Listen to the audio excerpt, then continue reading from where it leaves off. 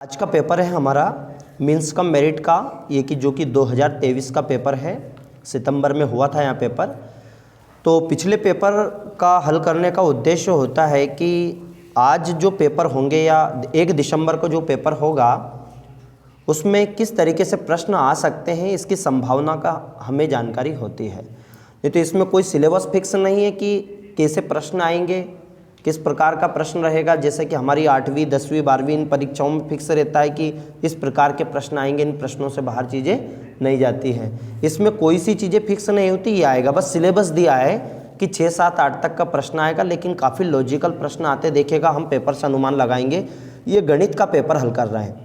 पहला 71 क्वेश्चन 71 से 90 तक यानी कि 20 क्वेश्चन गणित के आते हैं और आपको गणित के प्रश्न बाद में हल करना है। पहले विज्ञान, सामाजिक विज्ञान और बाद में गणित, जो कि सेट बोलते हैं इसको, शैक्षिक योग्यता परीक्षण। एक पार्ट अलग ही है मेंटल एबिलिटी टेस्ट, जो मानसिक योग्यता परीक्षण, वो 90 अंक का आएगा। दोनों का स्कोर मिलाकर आपकी मेरिट कंप्लीट होती है। ठीक, तो पहला क्वेश्चन है यहाँ पर दिया गया है कि x बटे 256 और 625 बटे x में x का मान क्या होगा। तो इसके लिए आपको क्या करना है, वर्ग और वर्गमूल आप अच्छे से कंप्लीट कर लीजिएगा। एक तो वर्ग एवं वर्गमूल, वर्गमूल का मतलब जो करनी में होते हैं उनको वर्गमूल कहते हैं। तो वर्ग एवं वर्गमूल आप अच्छे से कंप्लीट कर लीजिएगा। कम से कम 20 तक तो याद होना ही चाहिए और 10 तक आप घन कंप्लीट कर लीजिएगा। आज हम प्रारूप ही बना रहे हैं कि अपने को इन 5-7 दिन में करना क्या है। ठीक है, चलेगा। तो अब इसको हल कैसे करना है, तो हल के लिए मैंने पहले ही हल कर लिया ताकि आपको समय व्यवस्थित बच जाए। ठीक है, देखिएगा यहाँ पर ये पूरा कंप्लीट कर लिया है। ओके, एक तरफ हमने सॉल्यूशन कर लिया है ताकि आपका समय अच्छे से बच सके। कैसे आए हैं ये मैं आपको डिस्कस करूँगा। देखो यहाँ पर दिया है x बटे 16, कैसे आया, तो 16 मतलब 256 का जो वर्गमूल है, 256 का जो वर्गमूल है वो 16 है। वो क्या है, 16, मतलब 16 का वर्ग 256 है और 256 का वर्गमूल 16 है। उल्टा सीधा दोनों करना है। जैसे आपको राजधानी बताई थी कि उत्तर प्रदेश की राजधानी लखनऊ है, तो लखनऊ किस राज्य की राजधानी है, तो ये भी आपको याद होना चाहिए कि उत्तर प्रदेश की है। उत्तर प्रदेश की राजधानी क्या है, क्या कि सर लखनऊ, तो लखनऊ किस राज्य की राजधानी है, तो आपने बोल दिया सर उत्तर प्रदेश की। तो ऐसा ही समझो आप, है ना। नोट भी आप कर लेना, पर पहले आपको समझना है। ठीक है, ये वीडियो हमने पहले भी बनाया था लेकिन उसमें जल्दी की है, केवल आपको बताया कि कैसे आया, पर आज हम इसमें अच्छे से डिस्क्राइब करेंगे। ओके, तो x 256, तो 16 कैसे आया है, ये 16, ये 256 का वर्गमूल है 16। और 25 कैसे आया है, मतलब ये 625 का वर्गमूल है 25। ओके, बटे x आ गया। अब x का फिर क्रॉस गुणा होता है, क्रॉस गुणा ऐसे होता है यूँ। ठीक है, क्रॉस गुणा करेंगे तो x का x में गुणा किया तो ये x² आ गया। ठीक है, इधर हो गया 16 और इधर हो चुका 25, तो ये 16 गुणित 25। आप यहाँ गुणा भी कर सकते हैं, लेकिन गुणा करने के बाद वर्गमूल निकालोगे काफ़ी टफ हो जाएगा। तो इधर से वर्ग हटता है तो इधर लग गया रूट लग गया। शायद यहाँ तक आपको समझ में आ गया होगा। ठीक है, आप बताते भी चले, कमेंट सेक्शन में डाल दे कि बिल्कुल सर समझ में आ रहा है। 16 का वर्गमूल जो होता है वो 4 होता है और 25 का वर्गमूल जो होता है वो 5 होता है। बोलो क्लियर। फिर वापस 4 5 कितना हो चुका, 20 हो चुका। तो x का मान यहाँ पर आ गया है 20। राइट लगा दीजिएगा। 4 ऑप्शन आपको दिख रहे हैं, 4, 5 और 20 और 25, इसलिए इसका राइट आंसर सी हो गया, अर्थात 20 इसका सही उत्तर है। क्या क्वेश्चन समझ में आया, क्या कि बिल्कुल सर समझ में आ गया। चलेगा, वापस हम क्वेश्चन नंबर 72 पर चलते हैं, है ना। a + b + c = p दिया गया है। क्या दिया गया है, a + b + c = p दिया गया है और यहाँ 1/a 1/b + 1/c = 0 दिया गया है। तो आपसे बोला इसका औसत क्या होगा। अब सबसे पहले बता देता हूँ, औसत का जो सूत्र होता है, औसत का होता है जितनी भी संख्या है उनका जोड़ना और जितनी संख्या दी है उनका भाग लगाना है। जैसे आप यहाँ पर मान लीजिएगा कि 4 और 4 8 बच्चे बैठे हुए हैं, मान लीजिएगा आप 10 हैं, तो 10 के कितने कितने अंक आए। जैसे आपने अपनी अंक सूची देखी होगी कक्षा 8वीं की, तो उसमें आपने क्या करा, विज्ञान में कितने नंबर आए, सामाजिक में कितने आए, जितने विषय होते हैं हम उतने से भाग लगा देते हैं तो ये औसत आ जाता है। औसत का मतलब सभी परीक्षणों का योग या सभी परीक्षणों का योग बटे परीक्षणों की कुल संख्या, ये औसत है। तो सर इस प्रश्न को कैसे करेंगे, तो काफ़ी डिफिकल्ट दे दिया है। तो यहाँ पर दिया है a+b+c की वैल्यू दी है और 1/a। तो पहले हम इसको हल करेंगे। हल कैसे करेंगे, यहाँ पर स्पेस कम है तो चलेगा, हम वापस उस पर पेज पर चलते, हमने हल करके रखे हैं। देखो ये इनने दिया है, हमने लिखा है a+b+c = p दिया गया है। देखो क्वेश्चन में ध्यान से देखो, आपको दिया गया, एक तरफ क्वेश्चन लिख लिया करो, जैसे इधर का पेज करूं, मतलब जैसे मैंने ये इधर का किया आप इस क्वेश्चन को लिख लिए हो, फिर आप यहाँ पर हल देखो, इसको हल कैसे करना है। तो a+b+c = क्या दिया है आपको, p दिया है और 1/a, तो इसको हल ऐसे करना है आपको, 1/a और 1/b और ये 1/c। इसका जब हल किया हमने, एलसीएम आया a,b,c, ये जो आया है ना a,b,c, ये एलसीएम आया है, ठीक है। अब यहाँ पर देखो, जिसको प्रसाद मिल गए उसको डबल देना नहीं है, ये ध्यान रखना है।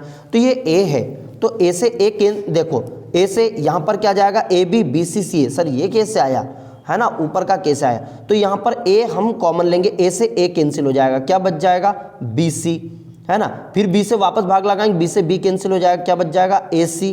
फिर c से c कैंसिल, क्या बच जाएगा, ab। फिर इसको सही फॉर्म में लिख देंगे, ab, bc, ca बराबर 0। अब बटे वाली संख्या जो इधर जाएगी तो हो जाएगी, मतलब गुणे में चली जाएगी। तो ABC का यदि हम 0 में गुणा करेंगे तो क्या आ गया, 0 आ गया, अर्थात AB BC CA = क्या आ गया, 0 आ गया। बोलो इतनी बात क्लियर है। अब आगे चलते हैं हम, है ना। तो इसमें यदि हम करेंगे कि सर ये कैसे आया, तो अब यहाँ पर देखो, फिर हमें तो चाहिए a² b² c²। तो एक सूत्र होता है a+b+c का होल स्क्वायर, इसका सूत्र होता है a² b² c²। ये आपने अलजेब्रा एक्सप्रेशन में कक्षा 8वीं में जब बीजगणित के जब सूत्र करोगे बीजगणित में, तो उसमें सूत्र आता है a+b+c का होल स्क्वायर। क्या सूत्र है, a+b+c का होल स्क्वायर। फार्मूला होता है a² b² c²। सूत्र होता है 2ab 2bc 2ca, ऐसा होता है। अब इसका जो मान है हमने क्या निकाल लिया, 0। मतलब ये पता है ab bc ca, इसकी पूरी वैल्यू 0 है, इसकी पूरी वैल्यू क्या है, 0। तो हमने भैया यहाँ पर जब फार्मूले मान रखा तो इसकी पूरी वैल्यू क्या रख दी, 0।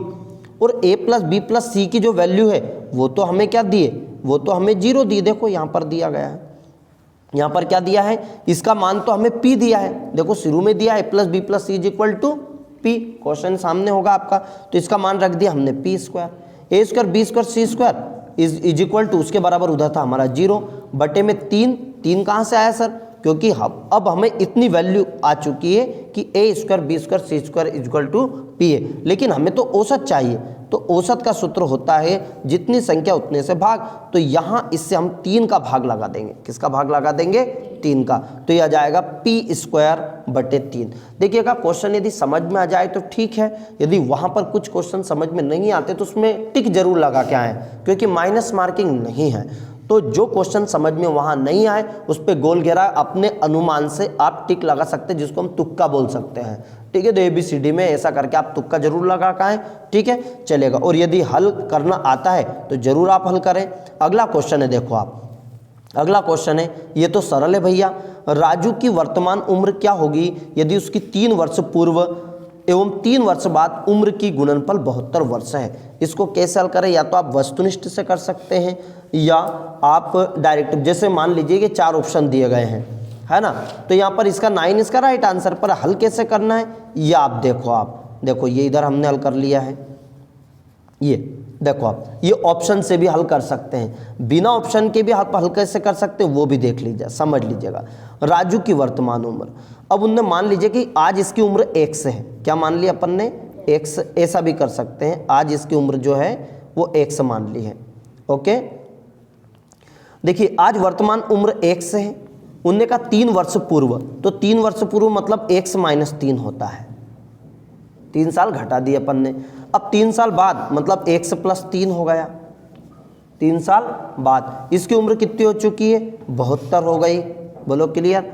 अब ये a + b a - b का सूत्र होता है, ये x² हो जाएगा और 3 का वर्ग हो जाएगा 9, बराबर हो जाएगा 72।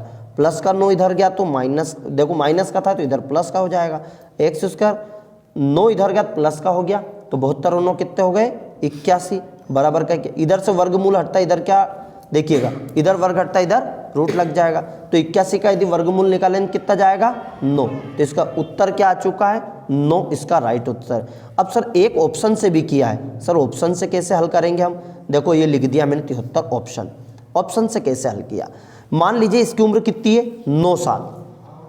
अब 3 साल पहले, जैसे आज आप 9 साल के मान लीजिएगा, तो सर 3 साल पहले आप कितने के थे, कि सर 3 साल कम कर दो, 9 में से 3 गए कितने बच गए 6 बच गए। बोलो क्लियर है क्या, न्याय समझ में। आज तुम यदि 9 साल के हो तो 3 साल बाद कितने के हो जाओगे 12 साल के हो जाओगे। अब बोल रहा भैया इन दोनों का गुणा करेंगे तो 72 आना चाहिए, तो देखो 12 छंग कितने हो गए 72, ये आ गया 72 साल। प्रश्न कंप्लीट होना चाहिए। बोलो क्लियर है क्या, अच्छे समझ आया। चलिएगा आगे बढ़ते हैं हम क्वेश्चनों पर। अगला दिया है 2 की पावर 0, 3 की पावर 0, 4 की पावर 0 का मान क्या होगा। बोलो क्लियर। चलिएगा तो इस प्रश्न को भी हल कर के देख लीजिएगा, ये भी हल कर दिया है हमने। देखो ये कैसे हल होगा, देखिए जिसकी भी पावर 0 हो, यदि a की पावर 0 तो उसका आंसर 1 आता है। कितना आता है 1। अब इसकी पावर 0 है तो 2 की पावर 0, तो 2 की पावर 0 का मान 1 आ गया, 3 की पावर 0 का मान भी 1 आ गया, 4 की पावर 0 का मान भी 1 आ गया। 1 और 1 हो गया 2, हो गया 2 गुणित 1, अब 2 एकम 2, तो 2 इसका राइट उत्तर आ गया। समझ आया कि नहीं आया, बोलो क्लियर। आगे चलते हैं हम क्वेश्चनों पर। नेक्स्ट है आपका क्वेश्चन कि 0.1 का 1% क्या होगा, है ना। तो बिल्कुल सिंपल तरीके से उसको करें, कैसे होगा देखिएगा। ये दिया गया है हमने, मतलब पूरे हल इसलिए कर लिए ताकि आपका समय बच जाए, ठीक है। 0.1 कर लिया, ओके, गुणा 1 बटे, प्रतिशत का मतलब होता है बटे में 100, प्रतिशत का मतलब होता है बटे में 100। अब भैया प्रतिशत मतलब बटे में 100 कर दिया हमने, ठीक। अब 0.1 बट इसका गुणा किया हमने तो 0.01 हो गया। अभी मतलब यदि हम 100 का भाग लगाएंगे आप, तो इसमें यदि हम करेंगे तो 100 का यदि जितनी 0 होना उतने अंक के बाद दशमलव, तो 2 अंक के बाद पीछे से दशमलव लगेगा, तो 0.01 आ गया। जब हम गुणा करते 1 एकम 1 गुणा करेंगे कितना जाएगा 1 एकम आ गया, 1 एकम 1, ठीक। अब लेकिन यार 3 अंक के बाद दशमलव कैसे लगाएं, 2 तो ये 1, तो 2 मार्केट से ले आएंगे अपन। घर में जो नहीं है उसको मार्केट से लाते हैं, कहाँ से लाते हैं मार्केट। तो भैया क्या आ गया 0.01। बोलो क्लियर। एक और तरीके से कर सकते हैं आप, देखो ये 0.1 है गुणित 1 बटे कितना आ गया 100 आया ये। एक और, अब ये दशमलव हटाएंगे तो बटे में क्या लग गई 0। इसको कर सकते हैं वापस 1 इंटू 1 बटे 1000, ऐसा भी कर सकते हैं आप। 1 एकम 1, तो 1 बटे 1000। यदि हम वापस इसमें दशमलव हटाएंगे तो क्या आ जाएगा 3 अंक के बाद दशमलव लगेगी। अब 3 में है हमारे पास कितना अंक 1, तो क्या लगेंगे 1, फिर 2 और ले आएंगे 1 और 1, ये कितने हो चुके 3 अंक के बाद लगी, तो 1 2 3, तो आ गया 0.01। बोलो क्लियर है ना। ऐसे आप क्वेश्चन करोगे तो आपको समझ में आने लगेगा। अगला क्वेश्चन है आपका ये वाला कि 10, 25, 108, 154, 225 का वर्गमूल क्या होगा। देखिए बड़ा ही इजी क्वेश्चन और अच्छे से आप इसको समझ सकते हैं डायरेक्ट। देखो 225 जो होता है वो 15 का वर्गमूल होता है। जितने अच्छे से वर्ग आते हैं आप उसको कंप्लीट करते जाना, ठीक है भैया। अब तुम इसको लाओगे, ये ऐसा क्वेश्चन है आसमान से गिरा खजूर में जाके अटका, कि कैसा प्रश्न। ऊपर से 15 आ गया, बेचारा एक रूट से बाहर आया, तो इसने कि देख पहले तो तेरे को इस रूट से बाहर आना पड़ेगा, फिर इसके बाद इससे बाहर आना पड़ेगा, फिर इससे, फिर इससे, फिर इससे, ओके। अब क्या करना है, तो 15 का जो हुआ देखो 225, 15 को 154 में जोड़ना है, तो 15 को 154 में जोड़ दो, 5 4 9, 5 4 9 हो गया, और 5 और 1 6, 169। 169 किसका वर्गमूल होता है 13 का वर्गमूल होता है। 13 को यहाँ जोड़ना है। बोलो क्लियर है। जो आता जाए जोड़ते जाना। अब वर्गमूल याद है तो ठीक है, नहीं तो बैठे रहो आप जय हरि की माया। मैंने आपको कहा कि 20 तक आपको वर्गमूल याद होना चाहिए, ठीक है। फिर खोपड़ी पकड़ते रहो, बाल लोचते रहो वहाँ परीक्षा में अपने अपने कि क्या करें भैया, हमें तो ये आता ही नहीं है ना। अब 108 में यदि मैं 13 जोड़ूंगा तो कितना हो जाएगा, 8 3 11, 8 3 11 का 1 और 1 2 121। अब 121 तुम्हें पता चल गया सर 11 का वर्गमूल है, 11 इसमें जुड़ जाएगा मेरे भैया। तो 25 और 11, 5 और 1 6, 2 36 हो गया। अब तुम्हें सूझ पड़ गई 36 किसका वर्गमूल है, क्या क्या सर 6 का है, 6 इसमें जुड़ जाएगा 10 में, तो 10 और 6 कितने हो गए 16। अब 16 भी तुम्हें पता किसका है 4, क्या क्या सर ये तो बहुत ही सरल प्रश्न हो गया, 4 इसलिए राइट उत्तर आ गया। बोलो क्लियर। ये आपको हल करने के लिए इधर दे भी दिया है, देखो इधर दे दिया है, ये आपको 76 दिया है, इसको डायरेक्ट जोड़ के करा दिया है, पर आपको समझ में आ गया होगा। ठीक है, चलिएगा आगे चलते हैं। क्वेश्चन नंबर नेक्स्ट 76 के बाद 77 पर। तो किसी त्रिभुज के लंब समद्वि भाजकों के प्रतिच्छेदन बिंदु को क्या कहा जाता है, लंब केंद्र। चलो मैं इसका चित्र बना देता हूँ, आपको थोड़ा समझ में आएगा। ये किसी त्रिभुज के ये लंब केंद्र है। लंब केंद्र का मतलब होता है, लंब समद्वि भाजक का मतलब ये यहाँ से डाला गया, लंब इसको बोलते हैं, जो सामने वाले भुजा को दो बराबर भाग में विभाजित कर। अब समद्वि भाजक के प्रतिच्छेदन, एक ये प्रतिच्छेद बिंदु हुआ, एक ये प्रतिच्छेदन, तो ये इसकी पूछ रहा है ये भाई साहब कि इसको क्या कहेंगे। तो ये अंत में मिल रहा है, अंदर मिल रहा है, तो केंद्रक की जगह उसे अंत केंद्र या केंद्रक भी कहते हैं, अंतः केंद्रक कह सकते हैं आप। बोलो क्लियर है क्या। तो केंद्रक ये, बोलो क्लियर, समझ में आया कि नहीं आया। चलिएगा आगे बढ़ते हैं हम क्वेश्चनों पर। 76 हो चुका है, देखिएगा 76, अगला 77 प्रश्न तक हो गया हमारा। कहाँ तक हो चुका है 77 तक। अब आगे प्रश्न पर चलिए 78 प्रश्न। अब ये प्रश्न बड़ा ही शानदार और जानदार प्रश्न है। ये शानदार और जानदार कैसे हुआ। एक वर्ग की इकाई का क्षेत्रफल 1 से इकाई है। ये 1 से मतलब उनने बोला एक क्षेत्रफल है, उसका परिमाप ये भी है, मतलब सेम है। तो प्रश्न ऐसा आता है यदि एक वर्ग का क्षेत्रफल और यदि परिमाप समान है तो भुजा का मान क्या होगा, तो 1 का मान क्या होगा। तो चलो हम रख के देख लेते। 4 मान लीजिएगा, भुजा 4 है। यदि मैं इसका क्षेत्रफल निकालूँ, क्षेत्रफल का सूत्र क्या होता है, भुजा गुणित भुजा, भुजा गुणित भुजा। तो 4 गुणित 4 करूंगा तो 4 चुक कितना हो गया 16। ठीक है, फिर आगे बोल रहा है इसका परिमाप, परिमाप का सूत्र होता है बेटा 4 गुणित भुजा। परिमाप का सूत्र क्या होता है 4 गुणित, तो 4 गुणित 4 करूंगा, 4 चुक 16। अब क्या बराबर आया कि नहीं आया। प्रश्न ये बोल रहा है कि जो परिमाप और वर्ग जो है क्षेत्रफल वो बराबर है, तो बताओ उसकी x का मान क्या होगा। तो हमारा राइट उत्तर आ जाएगा 4। ठीक है, आगे क्वेश्चन पे चलते हैं। यदि a और b धन पूर्णांक संख्या है, धन, तो इस प्रकार भैया इनका मान क्या होगा। तो यहाँ 125 हम जानते 5 का क्यूब होता है, किसका होता है। तो यहाँ लिखेंगे हम a/b इज इक्वल टू, इसको लिखेंगे 5 की घात 3। तो यहाँ a का मान तो हुआ 5 और b का मान आ गया 3, मतलब जो जिसके बराबर उसको मान लेगा। a बराबर तो 5 और b बराबर 3। ठीक है बेटा, अब यहाँ मान रखो, देखो a का मान तो आया 5, यहाँ मान रख दिया 5 और b का मान आया 3। यहाँ बोल दे आपको 5 माइनस 3।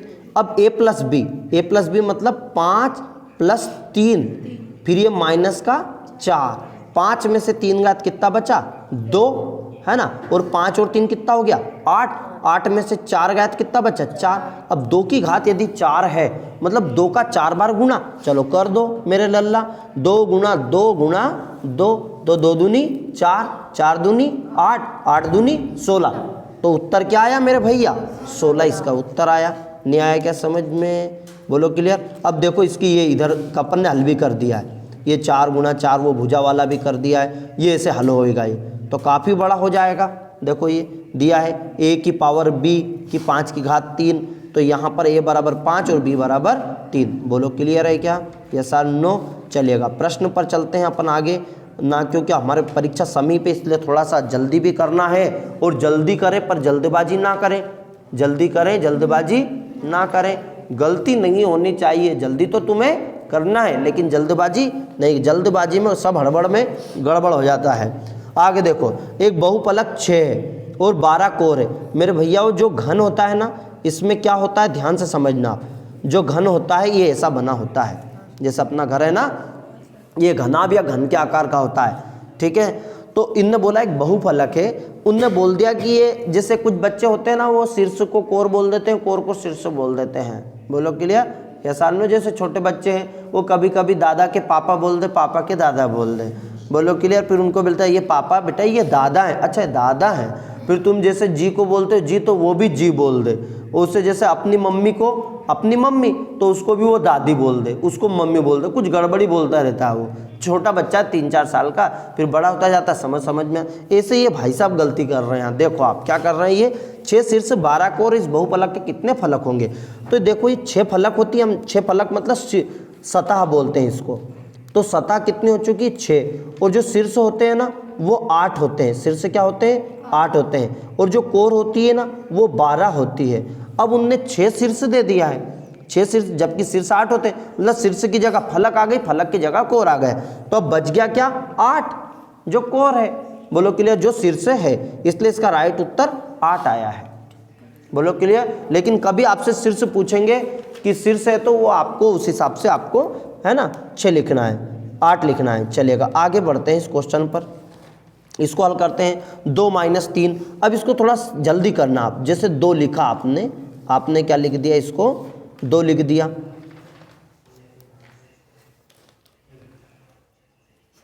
ठीक है, चलेगा। अब यहां देखो 2 - देखो 3 गुणित, अब 3 और 2 कितना लिख दिया अपन ने? 5।